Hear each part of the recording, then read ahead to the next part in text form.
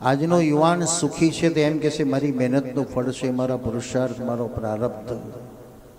પણ એમાં કોકની કૃપા છે, એ પિતૃના આશીર્વાદ, ગુરુજનોના આશીર્વાદ, મા બાપના આશીર્વાદ, જેના પુણ્ય બળથી આપણે સુખી છે. પણ માણસ એમ જ માને છે બસ મારા જ લીધે હું મહાન છું. પાંડવોએ વિચાર્યું કે અમારા લીધે ભગવાન આવ્યા, કુંતામાએ વિચાર્યું અમારા લીધે ભગવાન આવ્યા. પણ ભગવાન કુંતા કે પાંડવોના માટે નહીં, પણ ભગવાન પધાર્યા તો વિશ્વના માટે પધાર્યા છે. કોકના પુણ્ય બળથી આપણે સુખી છીએ. ઈશ્વર આપણને તક આપી, ઈશ્વર આપણને ચાન્સ આપ્યો, એ સંપત્તિનો સદુપયોગ કરવા માટેની તક આપી છે. આજે માણસના હાથમાં સંપત્તિ આવે એટલે વિષય, વ્યસન, વિકાર તરફ ખેંચી જાય છે.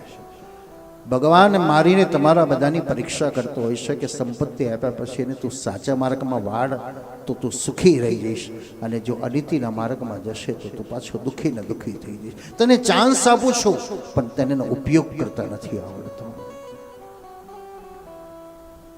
મારા વિચાર પ્રમાણે એવું લાગે 50 લાખની હોટલમાં જઈને રહીએ તોય ખાવાનું એક છે ને સુવાનું એ છે. નામ જુદા, કોઈ ડનલોપનો ગાડલો, સરસ ચકામચમાકેદાર રૂમ હોય ને 50 આઈટમો હોય, પણ લોહી તો એક સરખું જ થવાનું છે. પણ એ જે પૈસા બચે, મને અમારી વલ્લભ સદન અમદાવાદમાં લગભગ 20 કથાઓ મેં કરી હશે. દર વર્ષે એક ફિક્સ જ અમારી કથા. ત્યાં વૈષ્ણવ બધા ખૂબ આવતા હતા. એટલે એક બેને મને કીધું કે મહારાજ કાલે રવિવાર છે ને તમે નંદમહોત્સવ સોમવારે કરાવો તો, કે મારે સેવા આપવી છે થોડી.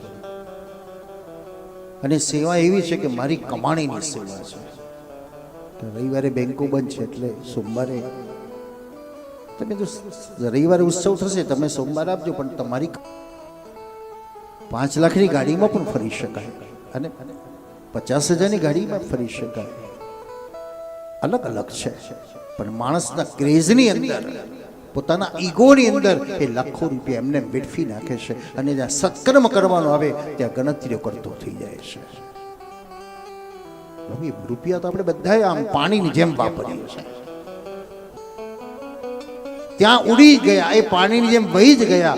પણ જેનો અવેર કરીને વાપરેલો 1 રૂપિયો પણ એ હજારો રૂપિયા બરાબર પુણ્યનું, સુખની સમૃદ્ધિથી કરાવે છે. ભગવાન વિશ્વના માટે આવ્યા. બાણસયામાં વિશ્વ સુતેલા છે. ચારે બાજુ કૌરવ અને પાંડવો ઉભા છે. દાદા શું જોઈએ, દાદા શું જોઈએ, શું જોઈએ એને? તો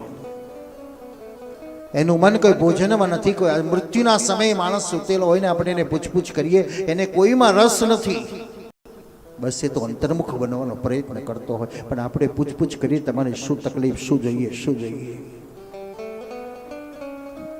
ભીષ્મ મનમાં વિચારે હું તો મારા ભગવાનને શોધું છું, હું એની રાહ જોઈને ઊભો છું, હમણાં આવશે, હમણાં આવશે, હમણાં આવશે. પણ બોલાવો કેવી રીતે એને? બસ બોલાવો, ગમે તેટલા બરાડા પાડશો તો એ નહીં સાંભળે. પણ ક્યારેક તમે બોલાવશો ને કેવી રીતે, તમારા હૃદયના દ્વારથી, હૃદય અંતઃકરણથી તમે પ્રાર્થના કરશો, તમે અંતરથી પોકાર કરશો તો એવી જેટલી આવીને ઊભો રહેશે. કારણ એ અંતરની ભાષા સમજે છે, બહારની ભાષા નથી. બહારની ભાષા બોલે ને પછી આપણે કઈ બોલી નાખો, જતો જા પાછો.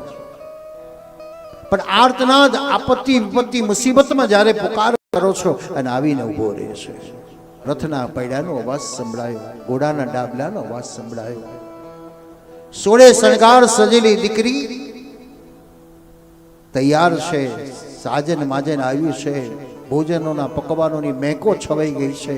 પણ બધાના પડી ગઈ, જીવ બંધાઈ ગયા. શું થયું ભાઈ? હજુ મૃત્યુ આવ્યું નથી, મૃત્યુ આવ્યું નથી.